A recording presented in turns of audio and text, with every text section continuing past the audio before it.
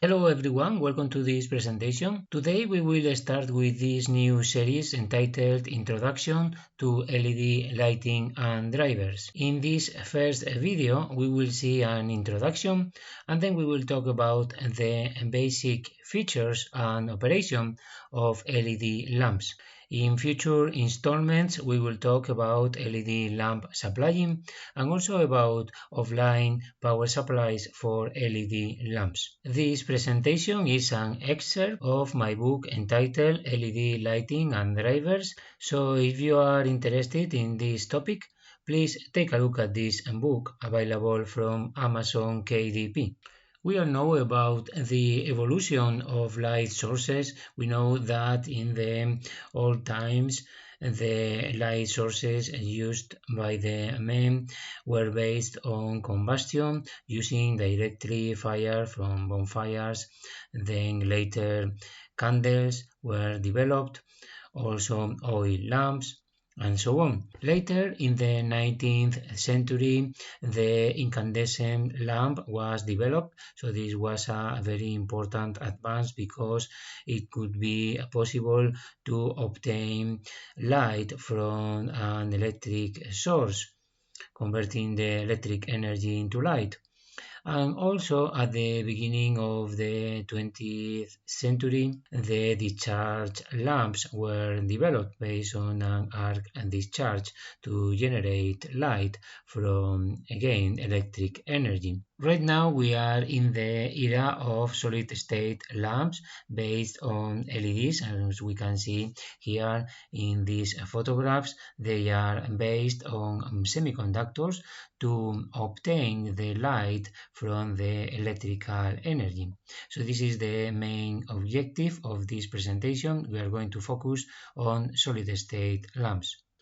But before talking about LED lamps, we need to understand a few important concepts about the operation of lamps in general.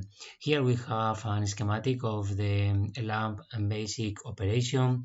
An electric lamp is going to get electric energy from a source like our main grid, for example, and then it is going to generate energy in different ways.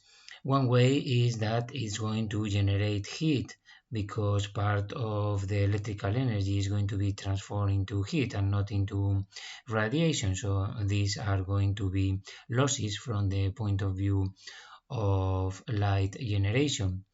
Also, the lamp is going to radiate energy both in the visible part of the spectrum but also in the non-visible part of the spectrum, mainly in the infrared range and also in the ultraviolet range of the spectrum. So this non-visible radiation can be also considered as losses in the energy that we are injecting into our lamp.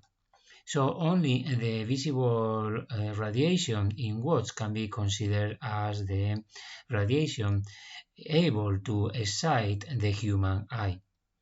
But even so, it is very important to consider the response of the human eye, because the relative intensity that is received by the human eye as a function of the wavelength is not constant, but it follows this response here.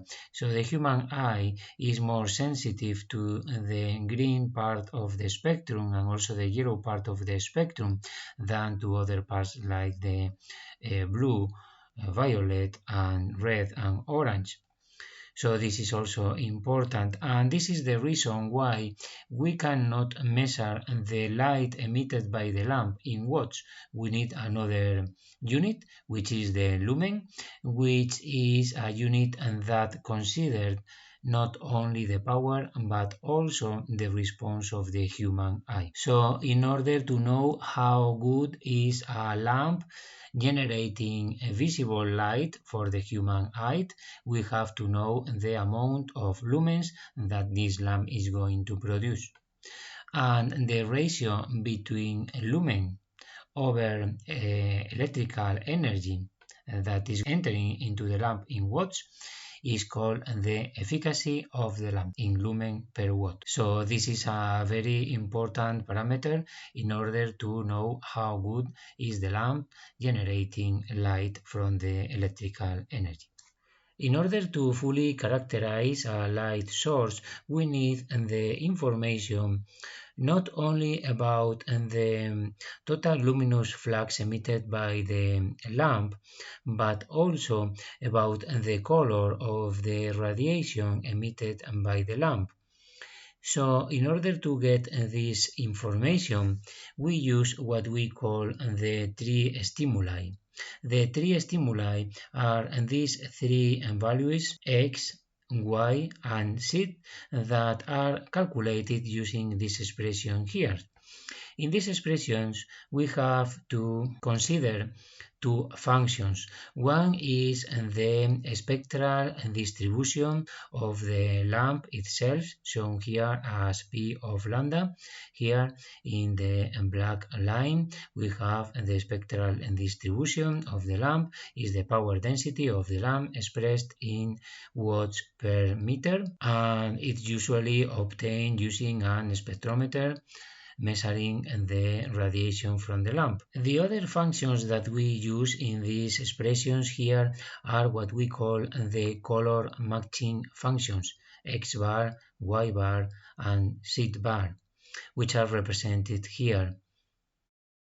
These color matching functions were defined by the CIE in 1931 in its 2 degrees standard observer. So now, using these expressions, we can calculate these integrals in which we are considering not only the radiation from the lamp, but also these color matching functions that represent the behavior of the human eye. The value of the constant Km is 683 lumen per watt, so the resulting units for these three parameters, the three stimuli, is going to be lumens. And also when they define this standard observer, they define this color matching function y bar, which is shown here in green, to be equal to the response of the human eye, in such a way that this parameter here, capital Y, is then equal to the total luminous flux in lumen emitted by the lamp. And in this way, using these three stimuli, we have the full information related to the lamp. We have the information related to the color and also the information related to the total luminous flux of the lamp. However, sometimes we are only interested in the part in the information corresponding to the color of the radiation. In this case, it is very common to use what we call the chromaticity coordinates. The chromaticity coordinates are small case x, small case y, and small case z, which are the normalized values of the three stimuli. Of course, they are not linearly independent because all of them are going to sum up equal to 1. So we usually only use the small case x and small case y in order to characterize the color of the radiation. With these two coordinates, x and y, we can do a bidimensional representation that is going to show all the colors that can be seen by the human eye, as we are going to see in the next slide. If we represent all the values that we can have for the chromaticity coordinates x and y, we obtain this diagram here, which is known as the CIE 1931 XY chromaticity diagram. So all the colors that we can see, that the human eye can see, are in this area here. This line here is the boundary of the different colors that we can see, and this boundary corresponds to the monochromatic radiation, so corresponds to the different colors that are emitted in a given wavelength.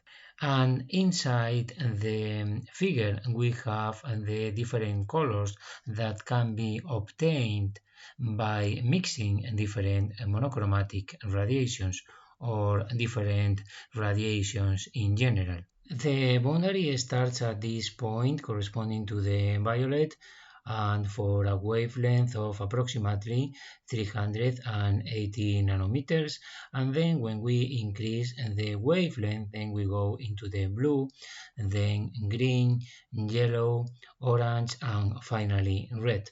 This area here in the middle of the diagram corresponds to the white light, and particularly this point here with coordinates x and y equal to 1/3 is called the equal energy point.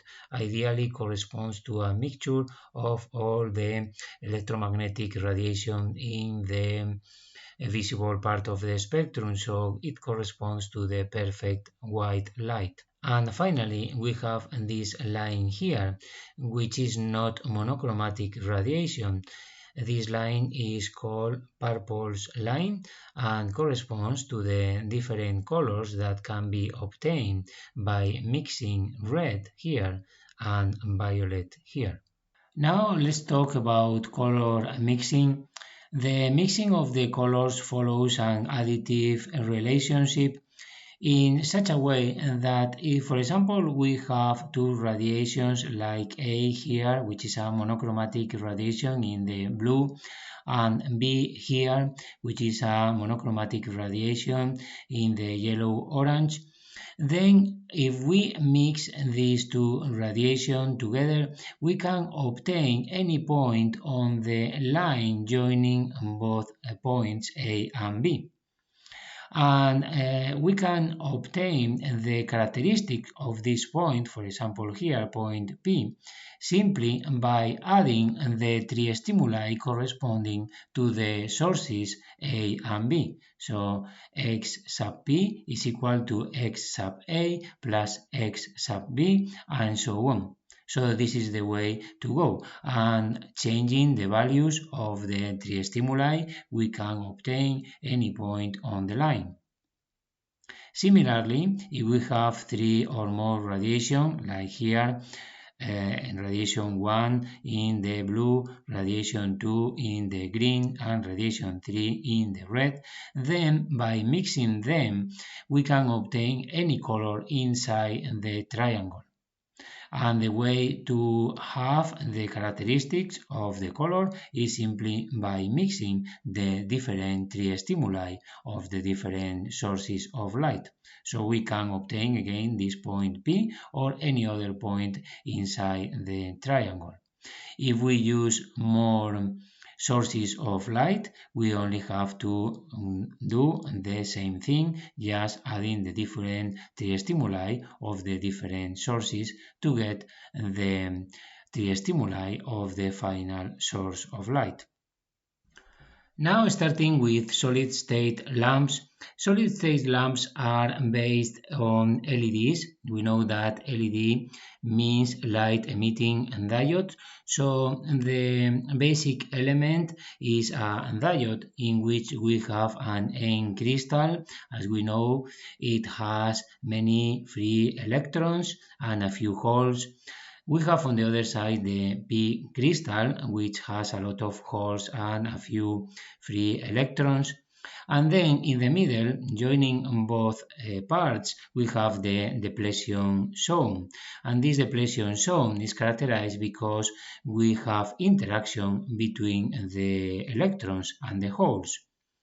So when the electrons and holes are moving inside the crystals in order to generate the current, then we are going to have interactions between them. So when one free electron goes into the hole of an atom, then we are going to have what we call a recombination.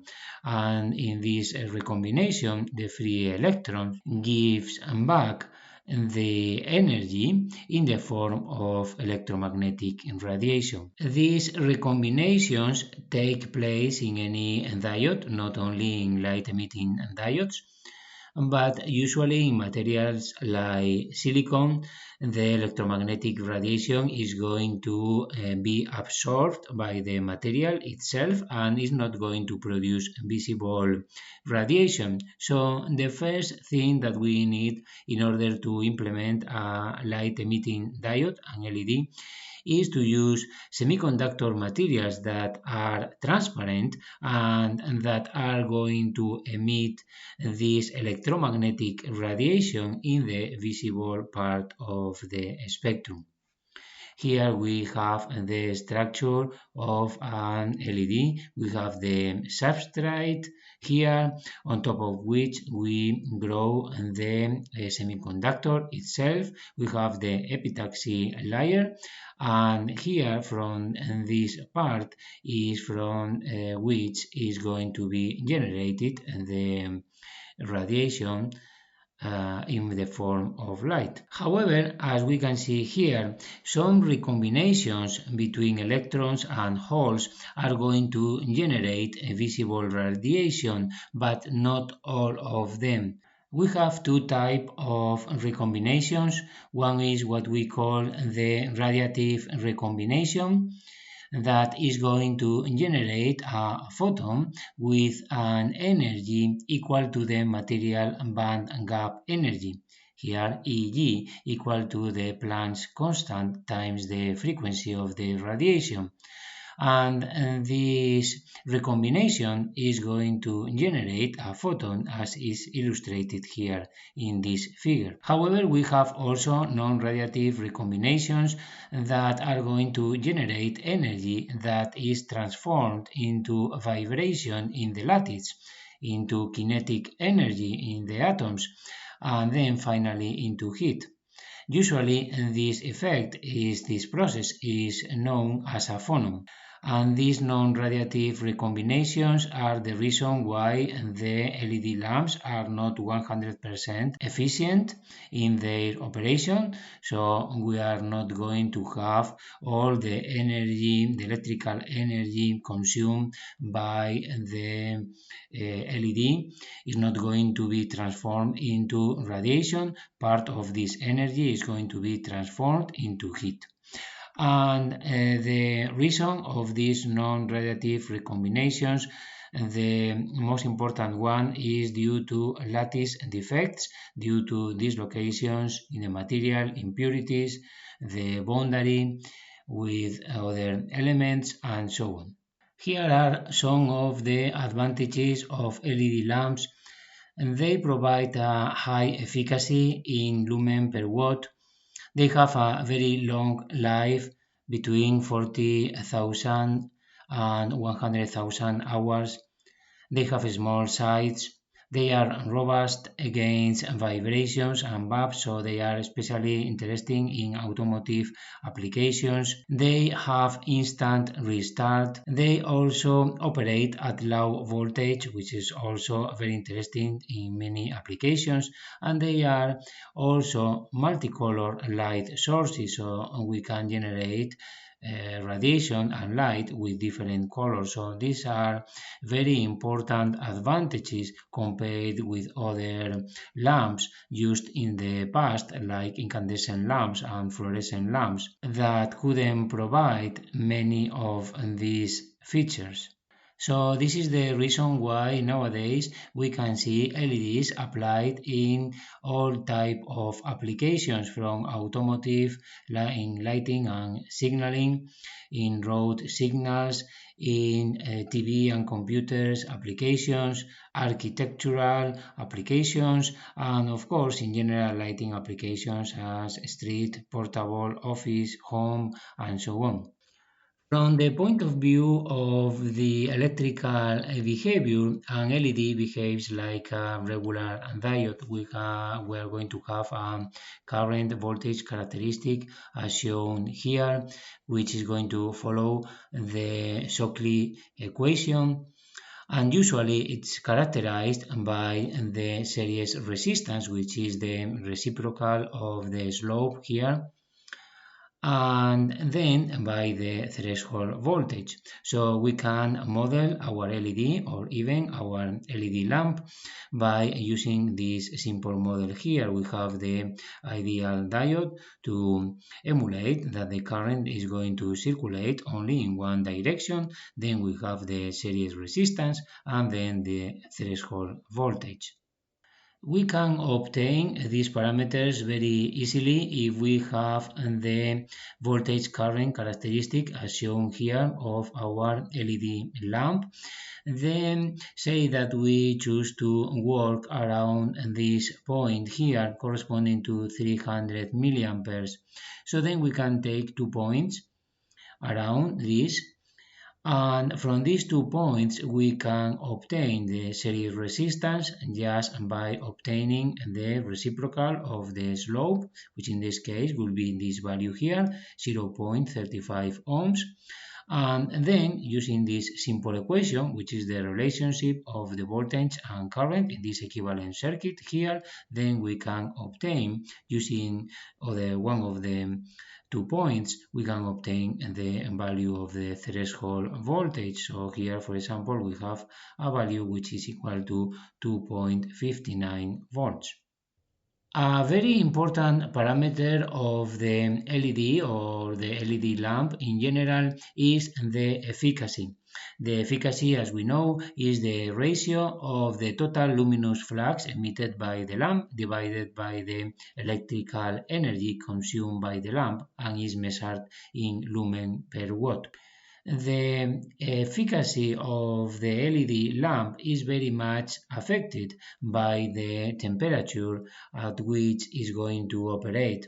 So here, for example, we can see the characteristic of the relative luminous flux emitted by an LED as a function of the junction temperature.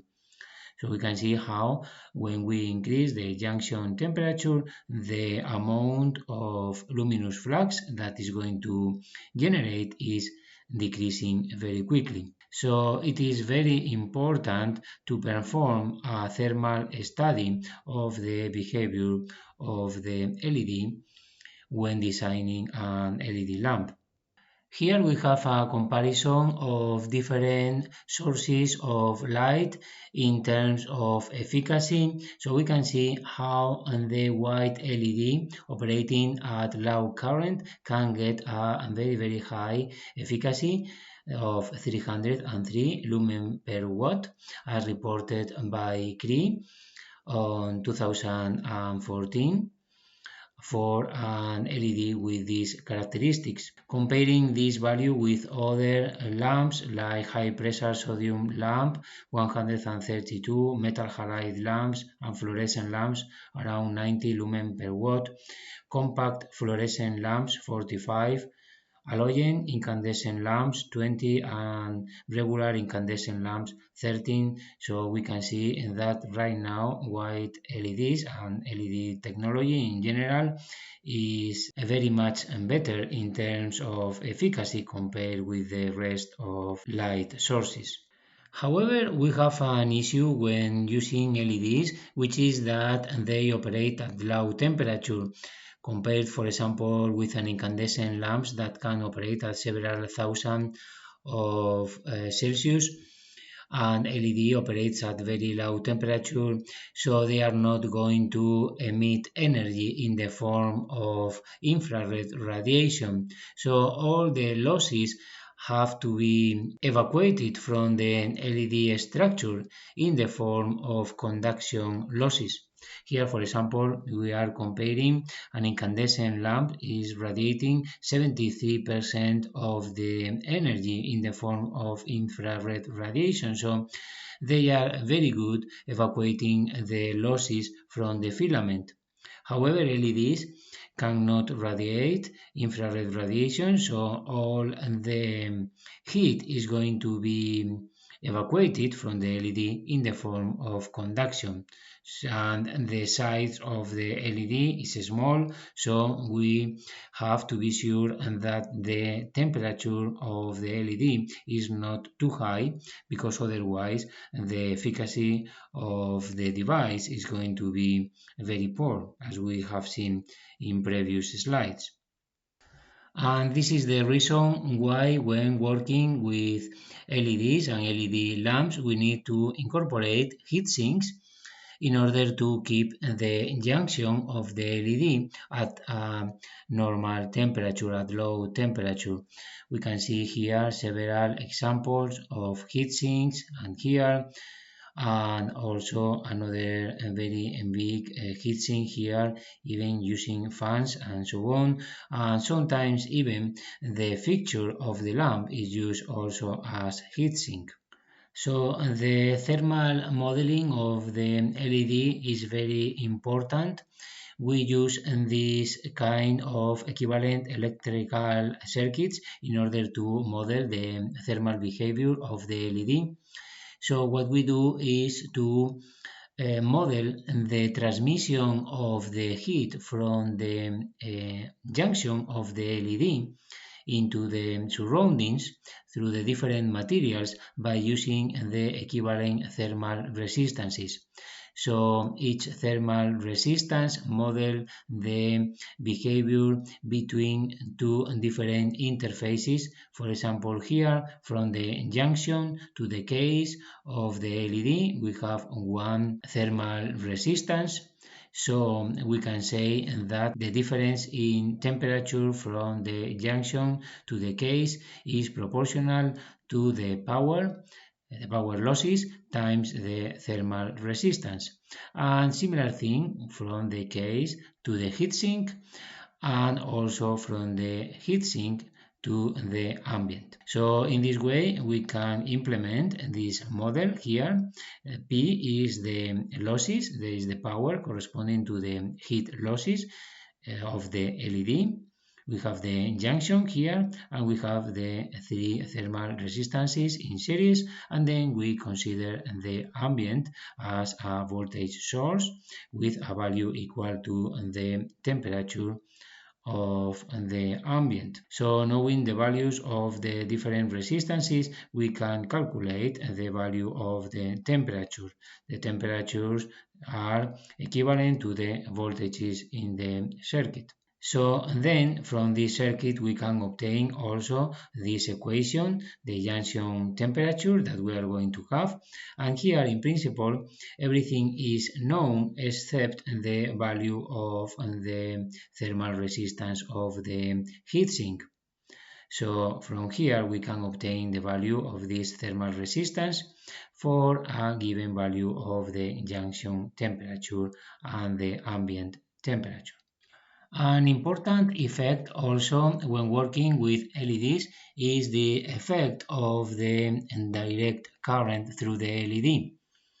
It is known that the efficacy of the LED decreases as the direct current increases, even at constant junction temperature.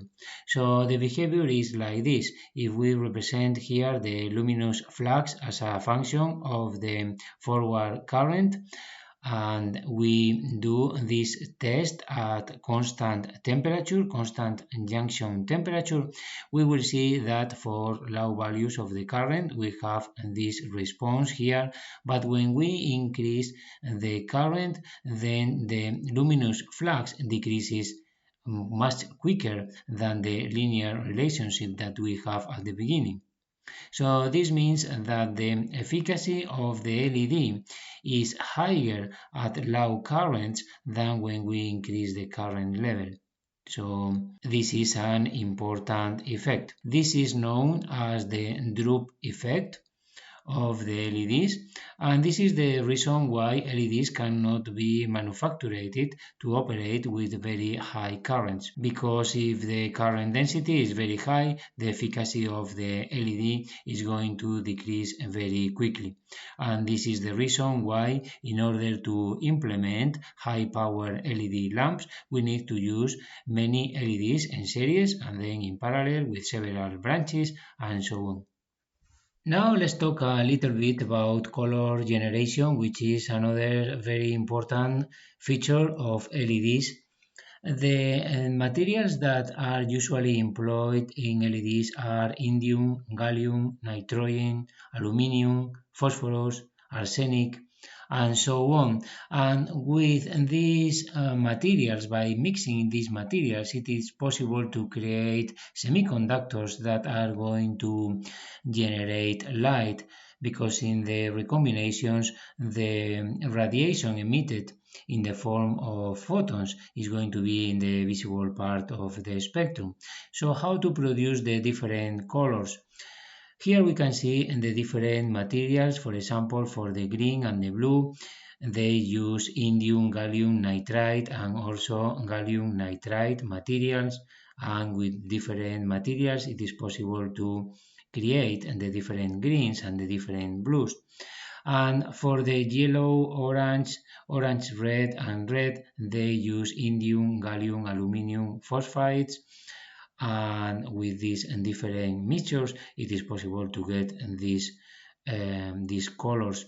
As we can see, all these radiations are very close to the boundary of the chromaticity diagram, because, as we know, the radiation emitted by the recombination is monochromatic radiations. So we can see that LEDs can only generate radiation of different colors: blue, green, yellow, orange, red, and so on. So now the question is, how can we generate white light? White light is here in this part of the chromaticity diagram, and it's necessary to employ LEDs in general lighting applications. We don't use color light, green light or blue light or red light in offices or at home. We need to generate white light. So we're going to see how to do this in the next slides. A first possibility to generate white light is to employ three emitters, as is shown here in this photograph. We have one LED emitting in the blue, another one in the green, and another one in the red. So we can see also in the chromaticity diagram the different positions of the radiations. Here we have the blue, the green, and the red, and by mixing them with an appropriate amount of radiation, then we can have white light in this part of the chromaticity diagram. Here we can see also the spectrum of this kind of sources of light, where clearly we can see a peak corresponding to the blue, another peak corresponding to the green radiation, and finally another peak here corresponding to the red radiation. However, in many applications, this other solution is employed because it can reduce the cost of the source of light. Here the idea is that we are going to use only one emitter, so the cost is much lower. And this emitter is going to radiate blue light. However, we are going to add another element, which is a phosphor. The phosphor can be here, as shown here, in the volume of the source of light, or it can be implemented as a layer, as shown here, on top of the emitter. So the idea is that part of this blue radiation is going to be transformed due to the effect of the yellow phosphor into yellow radiation. So if we see what is happening here on the chromaticity diagram, we have one emitter here emitting in the blue part of the spectrum, and then part of this radiation is transformed into yellow, as shown here. So by mixing these two radiations, then we can get a point, as shown here, with a radiation which is going to be white light. And in this other image here and below, we can see the typical spectrum of this kind of lamps. So we can see how we have a peak here corresponding to the blue radiation and another peak here corresponding to the yellow radiation. Depending on the amount of radiation that is going to be transformed from blue into yellow, we can get radiation and final light that is going to be more yellow as shown here or more blue as shown here. So we can generate warm light. So this corresponds to the typical spectrum of an LED lamp emitting warm light.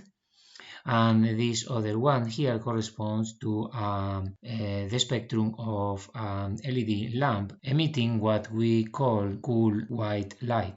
So now we can see how the blue LED is very important in order to generate white light, and white light is the light that we need in general applications in lighting. So in both solutions we need the blue LED in order to generate white light.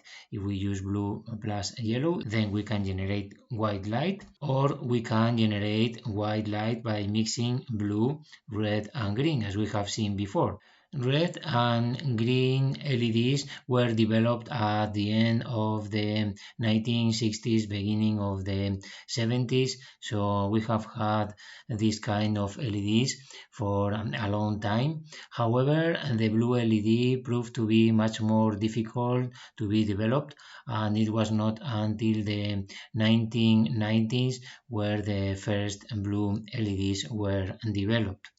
So the development of the blue LED was so important that the Nobel Prize in Physics of 2014 was bestowed to the inventors of this new technology that allows us to have nowadays so many solid-state lamps in all kinds of applications.